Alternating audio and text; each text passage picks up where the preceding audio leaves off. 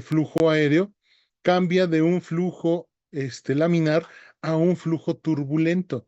Y este flujo turbulento es lo que va a hacer precisamente que vibren las paredes, en este caso de las flemas que están reduciendo el calibre, y esto haga el chiflido. Recordemos que no todo lo que silba es asma, entonces aguas con eso. Y la opresión torácica viene precisamente de ese esfuerzo que se tiene para estar tosiendo. Al momento de toser, el paciente está sacudiendo sus músculos intercostales. Pero no solamente eso, sino también que estos músculos intercostales funcionan como músculos accesorios para que el paciente respire. En este caso, cuando el paciente está respirando con dificultad porque tiene una vía aérea semiocluida, bueno, entonces el paciente tiene que hacer más inspiración de forma más profunda y quién sabe desde cuándo y desde qué tiempo está teniendo este problema. Y entonces el paciente empieza a tener estos problemas. Bien, entonces, la inflamación de la vía aérea puede tener una situación y una evolución hacia algo que le llamamos la remodelación hacia la vía aérea, y esto da como respuesta la hiperrespuesta de la vía aérea. ¿Qué significa esto? Significa que cuando hay una inflamación de la vía aérea, existe una obstrucción. Esta obstrucción está mediada por qué? Cuando nosotros tenemos el proceso inflamatorio, tenemos que el músculo y todo el tejido bronquial se edematiza. Por lo tanto, el calibre del bronquio se disminuye, pero al mismo tiempo de disminuirse, empieza a secretar una cantidad importante de moco y flema, que esta va a ser inclusive más o más reducida la luz y por lo tanto una capacidad más reducida para poder respirar. Es variable en el tiempo. ¿Esto a qué me refiero? Ahorita vamos a aprender, y yo creo que ya cuando ustedes, cuando vimos lo que es la farmacología, les dije que la base del tratamiento para el paciente con asma es el uso de esteroide inhalado. Y esa es la realidad. El esteroide inhalado va a actuar como un desinflamatorio, va a bloquear todas las vías de inflamación del paciente y lógicamente va a evitar la recaída del mismo. ¿Esto a qué nos lleva? Pues nos lleva precisamente a que el paciente va a tener una estabilidad respiratoria. El problema de esto es que cuando no tenemos estas circunstancias, el paciente va a responder al clima, al polen, al medio ambiente, inclusive hasta las situaciones endógenas, donde tiene que ver el nerviosismo, la depresión e inclusive las emociones fuertes. Entonces, es variable en el tiempo, ¿por qué? Porque no da necesariamente en un horario. Y esto es precisamente el motivo por el cual triunfan los tratamientos alternativos. De una vez les voy diciendo, si ustedes son creyentes del factor de transferencia, que popularmente dicen que lo vende el Instituto Politécnico Nacional, pues de entrada el Instituto Politécnico Nacional ya se deslindó de esta responsabilidad.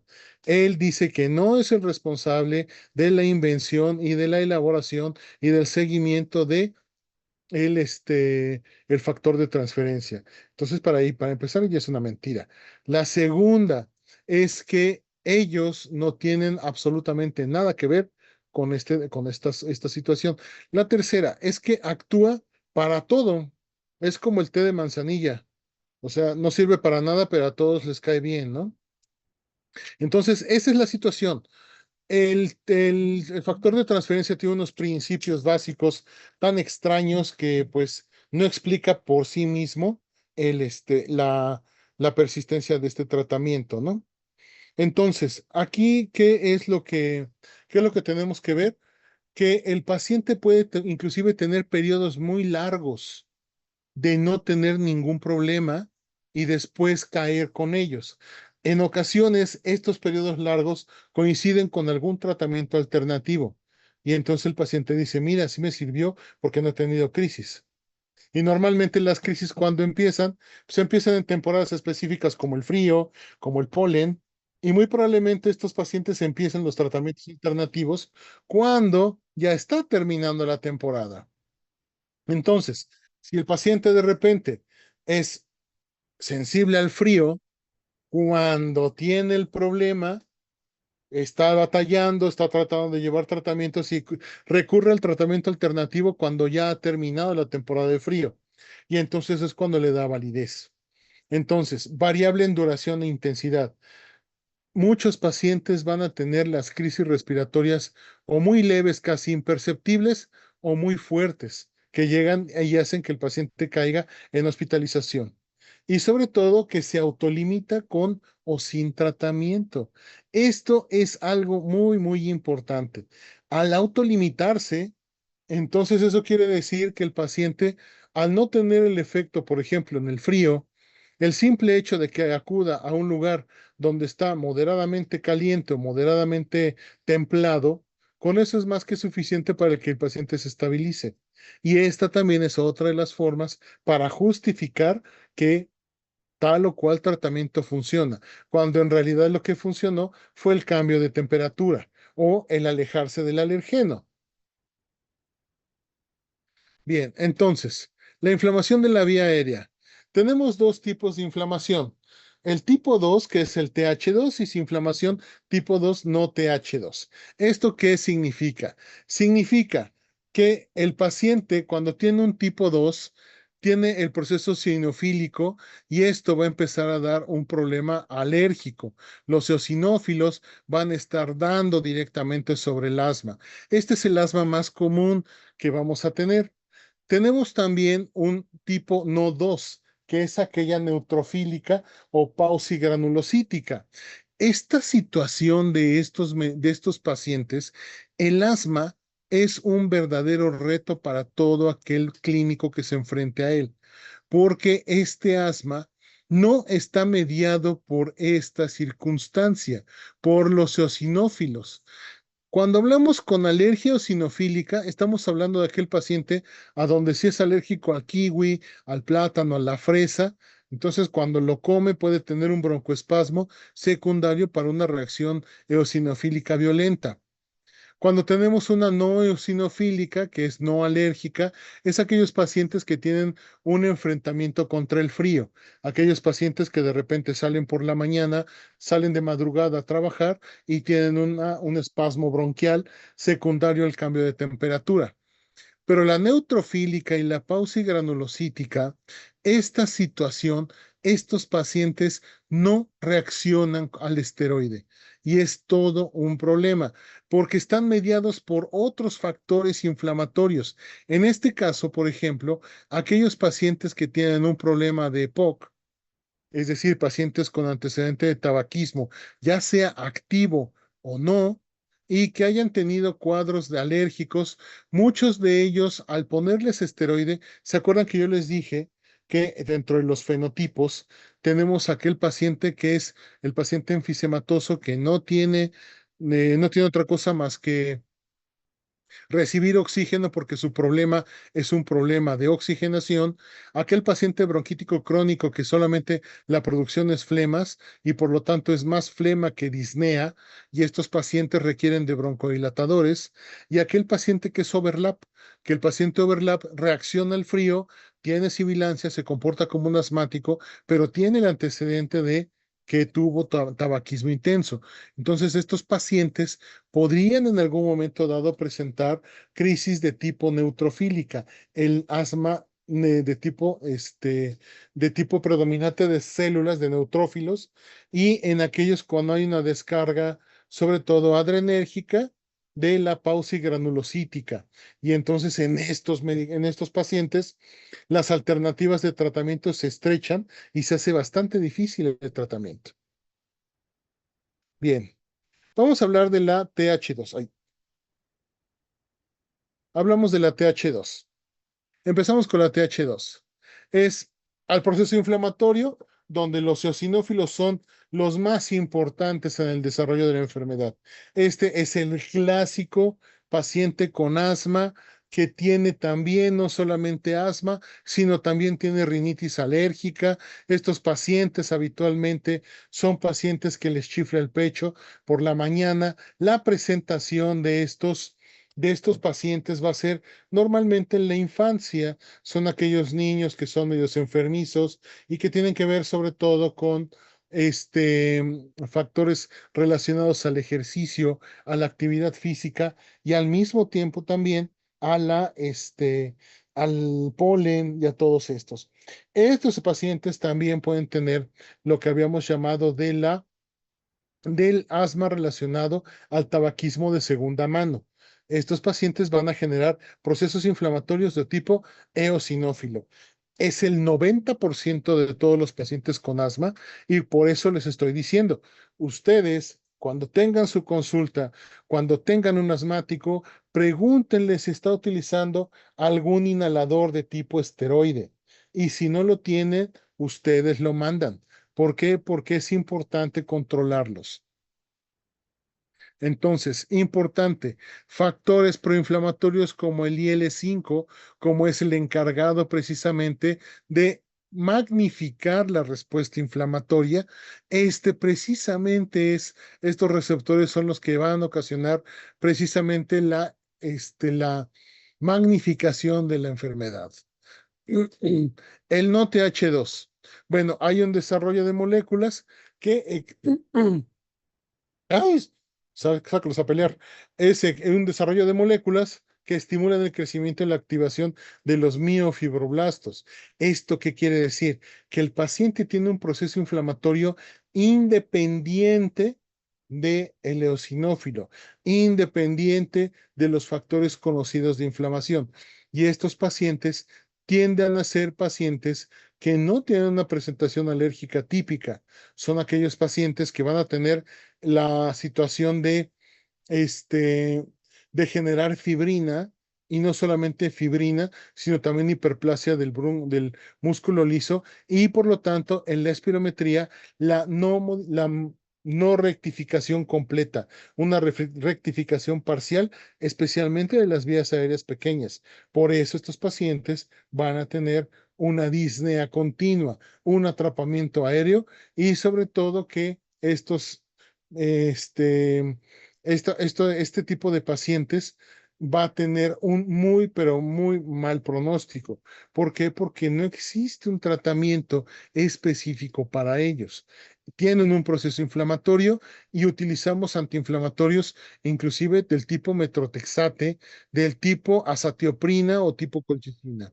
Entonces, es en esas situaciones en las que podemos inclusive a llegar con ellos. Bien. El diagnóstico del asma, el ABC del diagnóstico. Entonces, ¿qué vamos a hablar sobre el ABC del diagnóstico?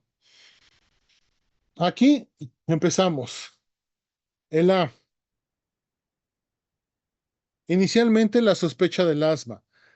La sospecha del asma, la forma más específica que nosotros debemos de tener es que tenemos que preguntarle al paciente. No hay datos de laboratorio que te le puedan decir de forma contundente que el paciente tiene asma o no. Decir que tenga un asma de tipo eosinofílico está muy bien. Si tú le tomas unos laboratorios, puede tener eosinofilia, pero ¿qué te parece que este paciente tenga parásitos intestinales y por lo tanto te esté dando un falso positivo de un problema inflamatorio alérgico? Entonces, la historia clínica es fundamental. La presencia de sibilancias, tos, disnea y opresión de pecho son de las cosas que debería obligatoriamente tener. La presencia de dos o más episodios en tiempo y intensidad se repiten en presencia de alergenos o cambios de clima, empeoran en las temporadas del año, en la madrugada, en el ejercicio, humedad ambiental, etcétera. Ustedes tienen que empezar a sacar de forma paulatina. No todos los pacientes, y esto es algo muy importante, si bien es cierto que todos los pacientes van a presentar las cuatro cosas, no todos los pacientes ponen la misma atención para todo. Entonces, tienen ustedes que hacer preguntas de diferente manera o diferente forma, replantearlas de diferente forma en diferentes momentos en diferentes tiempos de la historia clínica. Aunque parezca repetitivo, pero ustedes tienen que preguntarle de diferente forma para que lo recuerden. ¿Por qué? Porque el problema de muchas veces el asma es que el paciente ya está acostumbrado a ello y lo toma como algo natural. Y aquí empieza el problema, porque si lo toma como algo natural, el paciente entonces va a empezar a decir, inclusive, bueno, pues es que yo, pues sí, tengo tos, a veces me chifla el pecho y me duele el pecho en la mañana, pero eso ha sido desde siempre, o sea, inclusive ya hasta lo ignoro, ya cuando llegas a preguntarle, pero si tú le preguntas de inicio, oiga, usted tiene problemas para respirar en la mañana, como para él ya es habitual, lo va a negar y te va a decir, no, pues no. No, pues sí, pues me levanto en la mañana muy temprano porque tengo que salir temprano de la casa y listo, ya no tengo otra cosa. Entonces, ese es algo muy importante que debemos de tener presente. Entonces, lo más importante es que ustedes deben de empezar a sospecharlo cuando sean frecuentes y recurrentes. Empeoran en situaciones específicas, básicamente la noche y la madrugada. ¿Por qué? Porque ahí es donde se enfría más. Y recordemos que nosotros somos seres que nos regimos por el sol. ¿Y esto qué quiere decir que nos rijamos por el sol? Quiere decir que somos y tenemos ciclos circadianos. Tenemos ciclos que duran 24 horas. Y el ciclo de 24 horas para el bronquio es que el bronquio se va abriendo, o más bien, el bronquio más grande lo vas a tener entre las 2 y las 4 de la tarde para que conforme va avanzando el día, va avanzando las 4 las 5 de la tarde, el bronquio se va reduciendo hasta llegar a un máximo a las 3 entre las 2 y las 3 de la madrugada. De ahí viene por eso que, por ejemplo, van a encontrar que las crisis respiratorias y las crisis cardíacas, es decir, los infartos, las anginas, ocurren en la madrugada. ¿Por qué? Porque en ese momento nosotros tenemos tanto una vasoconstricción importante como una broncoconstricción. El bronquio se reduce y llega a su máximo de reducción entre las 2 y las 3 de la mañana para volverse a abrir nuevamente hasta las 4 de la tarde, que llega a su máximo. Entonces, es frecuente que los síntomas respiratorios empeoren durante la noche y la madrugada. Algo importante, en los niños específicamente, los niños cuando tienen infecciones de vías respiratorias, estos niños van a tener problemas de sibilancias, tos e inclusive acusen dolor de pecho. Esto no significa que sea asma, significa que está exacerbada su infección viral o su infección bacteriana. Entonces, no tomemos como diagnóstico de inicio el hecho de la infección. Si existen sibilancias, si existen situaciones respiratorias de tos, disnea y opresión de pecho, así como sibilancias en ausencia de infecciones respiratorias, bueno, entonces, ni modo. Ese sí es un paciente que puede tener la posibilidad de que tenga asma. Cuando tenemos al paciente en crisis, es decir, cuando el paciente está con el problema, obviamente que van a escuchar sibilancias. Y algo muy importante que decía un médico pediatra, que decía que paciente que no se queja, paciente que se aleja. Algo muy importante es que cuando las vías cerradas están tan, pero tan cerradas, tenemos algo que se llama silencio respiratorio. Y el silencio respiratorio significa que están tan cerradas las vías que ni siquiera hay sibilancias, pero tampoco hay ruidos respiratorios. Entonces, si ustedes escuchan esto en algún niño o en algún adulto, olvídenselo, llévenselo a urgencias del hospital más cercano, porque esa persona se les va a morir. Algo muy importante, sobre todo en los antecedentes del asma, es que algunas ocasiones tiene que ver con medicamentos, y el medicamento por excelencia son los AINES. Todos los medicamentos, los AINES que pueden ustedes decirme, empezando desde la aspirina hasta el último medicamento que ustedes puedan saber, estos medicamentos son un antecedente potente para ocasionar un problema de crisis respiratoria. Estos pacientes van a mejorar con esteroide, es decir, una vez que ya los hayas liberado con broncodilatadores y que utilicen esteroides, pues van a mejorar de una forma fácil. Entonces aquí tu diagnóstico va a ser inclusive con eliminación y tratamiento. Y siempre va a estar presente en ausencia de un diagnóstico alternativo. ¿Qué diagnóstico alternativo vamos a tener? Pues obviamente que en el paciente pediátrico vamos a tener el paciente que haya aspirado alguna, algún juguete, algo que esté ocasionando una oclusión parcial de la vía respiratoria sobre los bronquios y que esté ocasionando las sibilancias. Entonces, tenemos que hacer una revisión muy, muy sistemática cuando el tratamiento esteroideo no está funcionando. Bien, entonces, tos crónica repetitiva sin sibilancias ni disnea, ese es otro problema. Puede ser un problema de qué? De reflujo, por ejemplo. Falta de respuesta a los esteroides, pues el reflujo también puede tener ese mismo problema. Inclusive hoy en la consulta, pues llegó la paciente con reflujazo bien chido y pues le estaban dando medicamentos, ¿no? O aquel paciente que le dieron, le estaban dando esteroides nada más porque tenía un serio problema de infección de garganta, ¿no? La exploración física siempre va a ser normal. Las alteraciones de la voz, y esto es secundario precisamente a que no está inhalando bien. La historia de tabaquismo intenso, y entonces estamos hablando de que este no es un problema de asma, es un problema de POC y que se está exacerbando. Por lo tanto, el tratamiento es completamente diferente.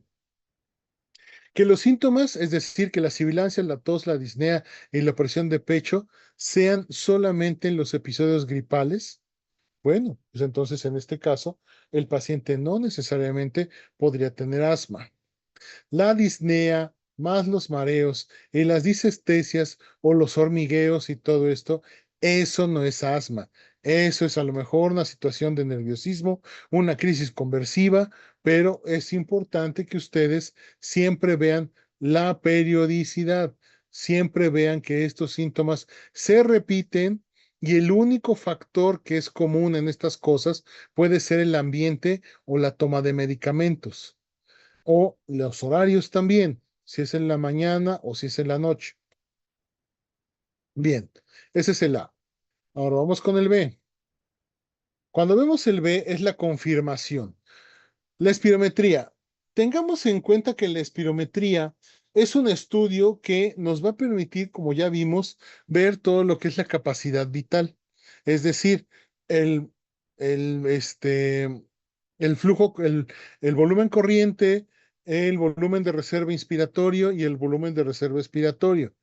Estos volúmenes se van a ver modificados precisamente por la disminución del calibre del bronquio. Pero tenemos un problema grave que estos única y exclusivamente van a estar alterados cuando el paciente tenga la crisis respiratoria. Si no tiene la crisis respiratoria, la espirometría por lo general es normal. Entonces, cuando tenemos un paciente con asma de tipo eosinofílico, los laboratorios te van a dar un 4% más menos 4% o 300 células por microlitro. Esto ya nos está diciendo que tiene un exceso de eosinófilos y por lo mismo te puede causar o te puede decir que este paciente tiene asma o por lo menos tiene eosinofilia. Un estudio que quieren impulsarlo mucho, pero desafortunadamente no todos los laboratorios lo tienen, no todos los laboratorios tienen un adecuado filtro para esto, es la excreción de óxido nítrico, lo que es el feno. Luego 40 partes por millón, mayor o igual a 40 partes por millón y 35 partes por millón para adultos, digo, para niños. Estos no necesariamente significan y el feno solamente existe cuando el paciente está inflamado. Entonces, aquí cuando ustedes tienen un paciente con una crisis respiratoria secundaria, por ejemplo, a infección viral, pues les va a resultar positivo. Entonces, tiene algunos falsos negativos importantes. La eosinofilia en esputo igual o mayor a 2% en adultos. Volvemos con el mismo problema. Estos pacientes son los que van a tener el principal problema de que algunos no saben escupir, especialmente mujeres.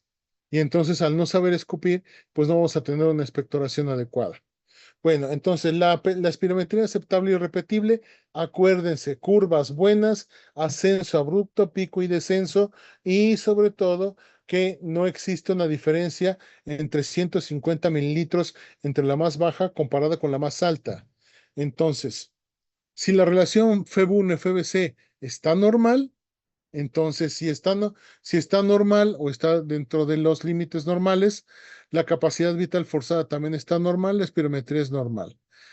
Si estamos viendo que la relación FeB1-FeBC está por abajo del 70%, del 70, entonces eso quiere decir que está obstruido. Y si está obstruido, tenemos que ver el FeB1 para ver si este FeB1 nos podemos evaluar ahí el grado de obstrucción, pero si le ponemos 200, si le ponemos salbutamol, y este cambia 200 mililitros, hay una respuesta al broncodilatador. Si no hay una respuesta, si no hay estos 200, no hay respuesta al broncodilatador. Ahora, si la capacidad vital forzada, junto con el FeB1 y junto con el 75-25 está disminuido, estamos hablando de sugerencias de restricción. Esto ya lo habíamos visto y lo habíamos revisado en la espirometría. Bien, vamos con el diagnóstico detallado. Y esto aquí estamos hablando del nivel del cortor del asma. A veces, bueno, más bien no a veces. Aquí estamos hablando del paciente con un cuestionario que se le puede hacer al paciente que ya sabemos que tiene crisis. Este es un cuestionario que le vamos a hacer al paciente para saber específicamente qué puntuación va a tener. Entre más puntuación ha tenido, digo, entre menos puntuación ha tenido, más probable estamos hablando de que tiene menos control de la enfermedad. Y si se fijan, las 5 preguntas están hablando del último mes, de cómo le ha ido. Entonces estamos hablando del siempre, la mayoría del tiempo, algo del tiempo, un poco de tiempo y nunca. En este caso, la primera pregunta es muy sensible. ¿Cuánto tiempo le ha impedido su asma hacer todo lo que quería hacer en el trabajo, escuela o casa? Estamos hablando aquí de la capacidad para poder hacer cosas. Y entonces el paciente, pues aquí puede decir siempre es un punto. Nunca son 5 puntos. Entre más puntos tenga el paciente, debe ir mucho mejor. ¿Con qué frecuencia le ha faltado el aire? ¿Muchas veces al día o nunca? ¿Con qué frecuencia sus síntomas del asma lo despertaron durante la noche o más temprano de lo sale en la mañana? Entonces aquí hablamos que más de 4 noches o nunca. ¿Con qué frecuencia ha usado su inhalador de rescate o medicamento de nebulizador como el salbutamol? En este caso, más de 3 veces al día o nunca. Y luego, ¿cómo evaluaría su asma en sus últimas semanas? No controlada en absoluto, mal controlada, algo, bien controlada o totalmente controlada. Y entonces aquí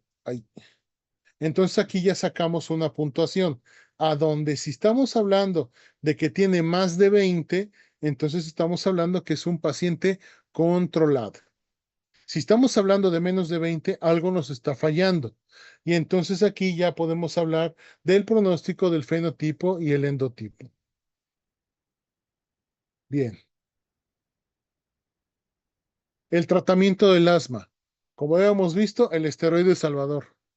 Bien, ¿cuál es el objetivo del tratamiento en el asma?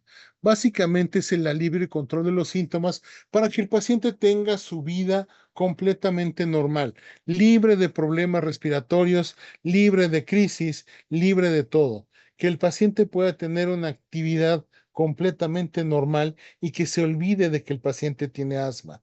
Ese es el principal objetivo del tratamiento. Y obviamente este tratamiento se tiene que utilizar con medicamentos de mantenimiento. El esteroide es el principal de todos. La reducción del riesgo de las crisis, las hospitalizaciones, las visitas a urgencias, obviamente tienen que ser abolidas al 100%. Y sobre todo, que también al mismo tiempo, al evitar las crisis, vamos a disminuir el riesgo de que se modifique la vía aérea. Recordemos que algunos pacientes, al tener una constante cantidad inflamatoria, va a empezar a generar un proceso de fibrosis peribronquial. Y esta fibrosis peribronquial, similar a la del EPOC, va a tener que el paciente va a responder fácilmente al broncodilatador, pero por estos cinturones de fibrina van a impedir que el bronquio se abra al 100%. Entonces vamos a tener aperturas parciales y por lo tanto el paciente ya no va a tener la capacidad pulmonar que tenía al inicio de su enfermedad. Y entonces aquí pues ya tenemos un problema, ¿no? Medicamentos. Los medicamentos que debemos utilizar como fase inicial es los beta 2 agonistas. Está indicado, como ustedes recuerdan, indicado para vías aéreas pequeñas. Ocurre una simbiosis entre el esteroide y el inhalador. Recuerden que el beta 2 agonista tiene un ligero efecto antiinflamatorio, mientras que el esteroide es completamente antiinflamatorio y al mismo tiempo, cuando el beta 2 agonista entra en juego, este beta 2 agonista se mezcla con el esteroide, va a permitir una mejor desinflamación. Los beta 2 agonistas, como ya lo saben, tenemos de larga y de corta duración. Y sobre todo los medicamentos de corta duración se utilizan para evaluar el grado de control. Entre menos utilice el medicamento, más controlado estará la enfermedad. Y sobre todo que los medicamentos de corta duración, así como los de larga duración, jamás, y así se los digo, jamás serán el medicamento por sí solo, es decir, solamente beta 2 agonistas, este, son medicamentos para el control. Jamás. El tratamiento de base es el esteroide, el cual los deberán ustedes utilizar en combinación o solo, pero solo el beta 2 agonista, ni de chiste. Y entonces aquí vamos a ver precisamente cómo el salbutamol y el formoterol tienen una acción rápida comparada con el salmeterol que no lo tiene, y entonces el salmeterol ni de chiste lo utilizan como de rescate. Ustedes se acuerdan que yo estaba hablando que formoterol con budesonida era un medicamento que tenía, tenía la capacidad de ser lo que le llamamos ahora el rescate antiinflamatorio. Y este medicamento ya lo empezamos a utilizar en lugar del salbutamol, entonces podemos utilizarlo. Bilanterol e indacaterol, si bien es cierto que tienen un inicio rápido y son de larga duración, no son medicamentos que están tan bien asociados para utilizarlo con esteroides. Formoterol en realidad sí lo utilizamos y como ustedes han visto en la consulta o en el mismo paquete del seguro, lo que es el Symbicort tiene precisamente estos dos medicamentos, formoterol y budesonida. Son de los medicamentos que normalmente se utilizan para el control, mantenimiento y sacar al paciente de las crisis respiratorias. Bien, los esteroides inhalados, el principal medicamento para el control del asma, punto. Puedes ponerle lo que quieras, si quieres hasta factor de transferencia, uña de gato, agua de clacote, el ojo de venado, tu listoncito rojo con 6 nuditos, lo que quieras ponle, pero no dejes de ponerle el esteroide inhalado. Recuerda, dosis altas de esteroide son tan eficientes como las dosis medias altas. Entonces, de nada sirve que tú le estés dando 2 disparos cada 6 horas o cada 4 horas, vas a obtener el mismo resultado si le das 2 disparos cada 12 horas. Entonces, la ventaja de los esteroides es que dosis medias altas tienen tanta respuesta terapéutica como las dosis altas.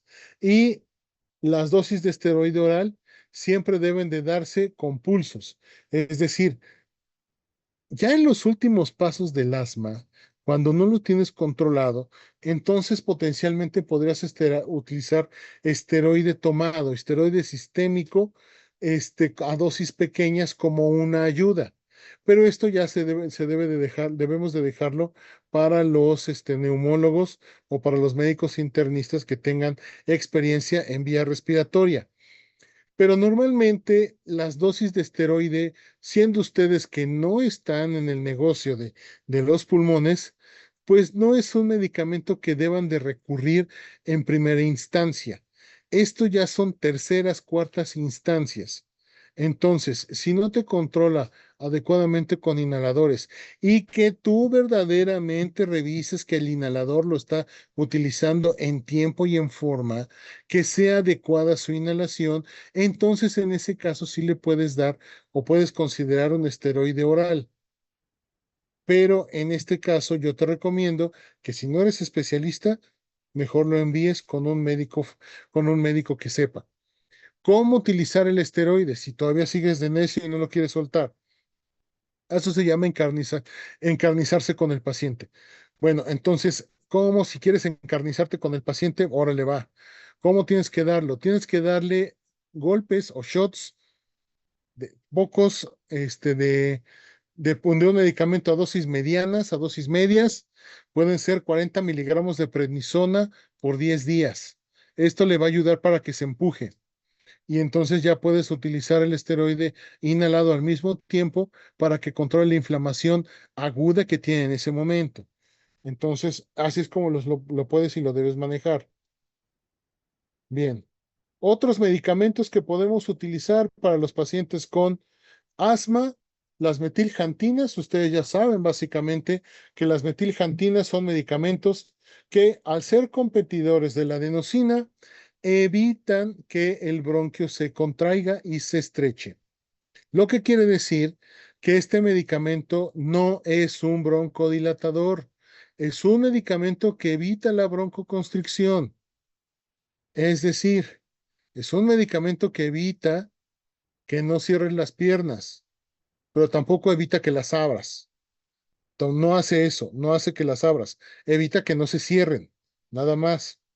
Los antileucotrienos son aquellos medicamentos que van a ayudar precisamente para controlar a los linfocitos T y van a controlar el proceso inflamatorio por otras vías.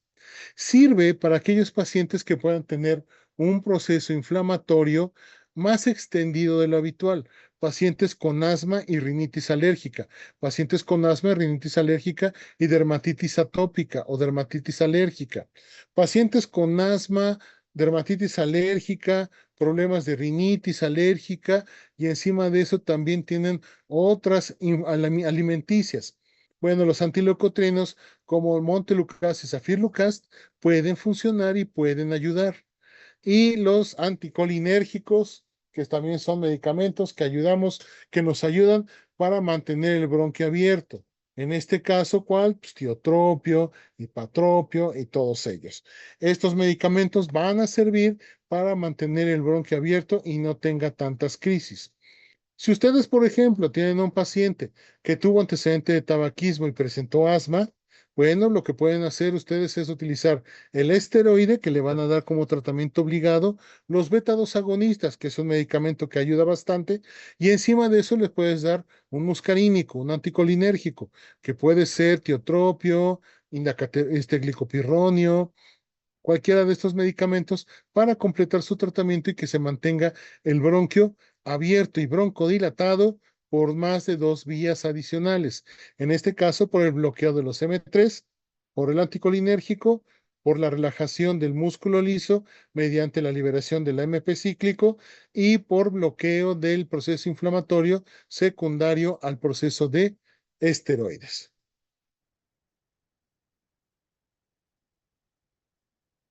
¿Dudas o preguntas hasta acá? No, doctor. Entonces, Doc, resumiendo, yo sí mande, tengo una dime, duda. dime, No dime. me quedó claro por Espérame, qué, aguántame, que no te escucho. sí, Ahora sí, dime. que no me había quedado claro por qué los esteroides no funcionaban cuando el asma era por neutrófilos. Ah, recuerda que los principales receptores para esteroide los tiene el eosinófilo, pero cuando es neutrófilo, no tienen receptores. Y entonces al no tener receptores, es como si tú le estés dando antibiótico a una gripa. a un proceso viral. Entonces puede bloquear. Recuerda que el esteroide bloquea muchas vías. El esteroide va a bloquear la generación, la secreción, la absorción, la liberación, la recepción y el efecto inflamatorio. Todas esas vías las va a bloquear el esteroide. Pero el problema de esto es que los neutrófilos no tienen la misma vía y la misma forma de inflamación. Por esa misma razón es que los esteroides normalmente no se usan en EPOC, porque el paciente con EPOC tiene neutrófilos y tiene polimorfonucleares. Ambas células, ambas estirpes celulares, no tienen receptores para esteroides. De hecho, mientras que el eosinófilo tiene una apoptosis temprana frente al esteroide, es decir, el eosinófilo vive aproximadamente entre 60 y 90 días. Cuando tú le pones esteroide no dura más allá de 30 días. Pero cuando tú le pones a un polimorfonuclear o a un neutrófilo le pones esteroide, le prolongas la vida. Es decir, puede aparecer entre 120 y 150 días. Entonces, el esteroide resulta ser inclusive hasta a veces contraproducente en algunos pacientes. Entonces, si no tienes receptores, pues no tiene ningún sentido estárselos dando. Pero desafortunadamente, cuando tú te enfrentas a un paciente, cuando estamos en la calle y estamos dando tratamientos, a veces no tienes tiempo de hacerle todos los estudios. A lo mejor tú cuando te llega el paciente, llega con crisis y le estás dando tratamiento, digo, le empiezas el tratamiento sin que tengas los laboratorios específicos. Aquí la situación, por eso es que decíamos situaciones en las cuales no es asma, cuando el esteroide fracasa. A los 15 días, si tu paciente no tiene una mejoría respiratoria, bueno, entonces aquí lo que tienes que hacer es verificar. Ya entonces ya les empiezas a pedir sus IgE, presencia de IgE, le empiezas a pedir sus niveles de eosinófilos, si el paciente tiene eosinofilia o no, le pides un coproparasitoscópico para poder descartar una parasitosis y entonces ahora sí poder decir, ¿sabes qué? Es que esta cosa es neutrofílica. Y entonces agárrate de donde puedas, porque entonces el tratamiento va a ser diversificado y requiere de verdad una capacidad para poder, en primera, darle un tratamiento adecuado para que no tenga tantas crisis. Pero mientras tanto, pues tienes que empezar con esteroide. Es lo que les digo. El paciente, el médico familioso, no sé por qué, tiene crisis respiratoria salbutamol. Ok, de acuerdo, el salbutamol te va a sacar de broncas, pero tienes que darle un medicamento que evite que tenga estos problemas. Y entonces, ¿qué tienes que darle? Esteroide. Si le puedes dar un esteroide combinado, fluticasona con salmeterol, budesonida con formoterol, bilanterol con budesonida, beclometasona con formoterol. No sé, el que tú quieras, pero tienes que ponerle esteroide mientras averiguas qué está pasando. Recuerda que primariamente el paciente requiere de control. Lo primerito que tienes que hacer. ¿Ok? ¿Sí se entendió? Sí, Doc, muchas gracias. Perfecto. ¿Alguna otra duda, otra pregunta?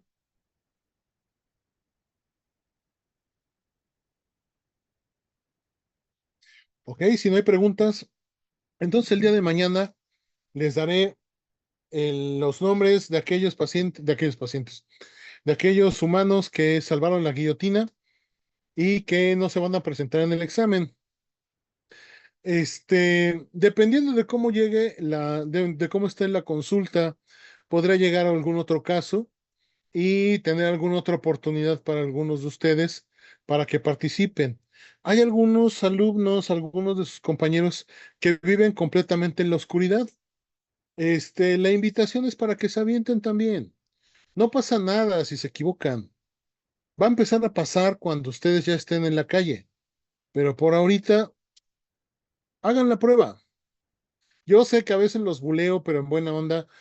Esto nada más es para hacer más ligero el ambiente. También he sido buleado, así es que también, o sea, tratemos de que esto sea un ambiente de cordialidad y de tranquilidad entre todos. Entonces, aviéntense a soltar algo, a decir algo, a lo mejor yo los corrijo o no, pero la cuestión aquí es que ustedes hagan el intento, precisamente porque aquí es en este momento en que la pueden cagar y no tener ninguna consecuencia. Cuando ustedes ya estén afuera, cagarla exige un serio riesgo de que pueda haber consecuencias y especialmente demandas.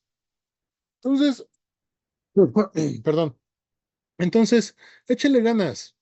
Yo encontraré algún caso y entonces participen, no pasa nada. De verdad, no pasa nada. Entonces, para el día de mañana yo voy a decir los que hasta este momento ya están exentos. El jefe de grupo, si es que me está escuchando, mándeme una lista, por favor, de todos nosotros, de todos ustedes, para que yo ya empiece a poner calificaciones y todo esto, para que ya sea más rápido y más económico la agonía de todos ustedes. Bien, si no existe alguna duda o pregunta, entonces hasta aquí le paramos. Muchísimas gracias, la verdad, de que hayan podido acudir. La verdad es que el horario es difícil, el cansancio pues a veces es mucho y qué bueno que ustedes tuvieron la inquietud de acudir con nosotros, acudir conmigo para estas clases. La verdad yo lo hago con muchísimo gusto, como se habrán dado cuenta los que han rotado en el consultorio. El fin es que ustedes aprendan. Trato de hacerlo divertido, trato de hacerlo más o menos tranquilo y más o menos bien, porque como les comento, al final de cuentas, la única diferencia que hay entre ustedes y yo es que ya, a mí ya me expulsó la universidad desde hace mucho tiempo. Algún día ustedes también van a ser expulsados de la universidad, van a ser vomitados por la universidad. Y como vómito, la universidad te va a vomitar y se va a dar la espalda y se va a dedicar a lo que siempre se ha dedicado, a formar a otras personas. Entonces aquí lo que tenemos que hacer es que ustedes, pues, échenle ganas, porque a final de cuentas ustedes, es para ustedes la formación. Entonces, si no hay alguna otra cosa, nos estamos viendo. Ahí me avisan también cuándo va a ser esto de la plática para que yo me organice y para que podamos hacerla. Yo les recomiendo que sea un viernes para que o uno de estos días, porque pues como estoy medio ocupado los viernes, no tengo ni a ustedes ni a los de la náhuac y puedo salir un poco más temprano. Eso quisiera, ¿verdad? Pero bueno, a veces eso pasa. Entonces, si no hay otra cosa, nos estamos viendo entonces. Cuídense, por favor, y pónganse a estudiar